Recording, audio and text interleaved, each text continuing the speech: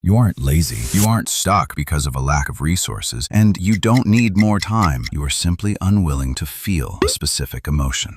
Most of your life is currently designed to help you avoid that feeling. You've traded your potential for the comfort of a slow, familiar stagnation. We like to call it procrastination. It sounds more clinical, like a minor technical glitch in our productivity. We call it waiting for the right moment or gathering more information. In reality, these are just sophisticated defense mechanisms. Seriously? When you say you can't start that project because you aren't motivated, what you're actually saying is that you are afraid of the frustration that comes with being a beginner. When you stay in a job you hate, it's not because you're loyal. It's because the known misery of your current desk is easier to manage than the unknown anxiety of a job interview. Avoidance disguises itself as logic. It tells you that you're being careful or realistic. But if you look closely, your logic always leads you back to the couch, the scroll, and the same routine you've had for 3 years. Every time you choose avoidance, you think you're just skipping a task. You aren't. You are participating in a slow-motion erosion of your own identity. Confidence is not a personality trait. It is a history of kept promises. Each time you avoid a difficult conversation or a challenging task, you send a clear message to your subconscious: I cannot handle this. When you repeat this for years, your identity becomes the person who retreats. You stop trusting your own word. You stop making plans because you know deep down you won't follow through once the discomfort sets in. You aren't staying the same. You are actively becoming someone who is less capable. You are shrinking to fit the small life you've built around your fears. The biggest lie in self-improvement is that discipline is a matter of willpower. It isn't. You cannot white-knuckle your way through a life you're afraid to feel. Discipline is actually the ability to regulate your emotions. Productive people don't lack the impulse to quit. They just don't view that impulse as a command. If you can only work when you feel inspired, you are a slave to your moods. If you can only be honest when it's easy, your integrity is conditional. To move forward, you have to accept that certain goals require you to feel bad for a while. You have to be okay with being embarrassed, overwhelmed, or lonely. If your requirement for taking action is that you must feel good first, you have already lost. The life you want is on the other side of a few very uncomfortable feelings. You know exactly what they are. You've been running from them for a long time. You can keep running. You can keep buying books, watching videos, and planning for a tomorrow that looks exactly like today. Or you can acknowledge that your stuckness is a choice. Ask yourself this: what is the one feeling